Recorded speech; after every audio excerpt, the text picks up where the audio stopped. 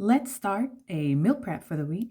I'm going to be using the cucumber, smoked salmon, everything bagel pita chips, capers, Kalamata olives, dill weed to flavor the whipped cream cheese.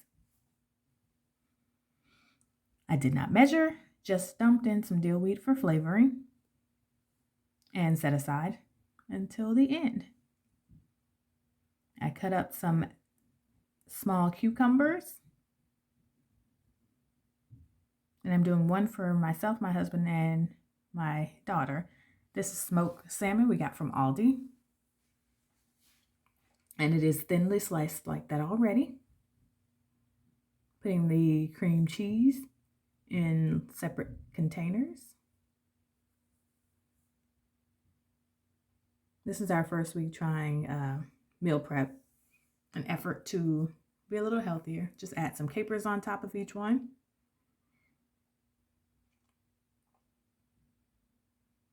Some olives. And then the pita chips I individually packaged so that they don't get stale or over moist being in the fridge overnight. And I just went ahead and did the rest of the box. I added some carrots to just have a little more filler and another dipper for the cream cheese. This actually turned out really good. We all really enjoyed this meal.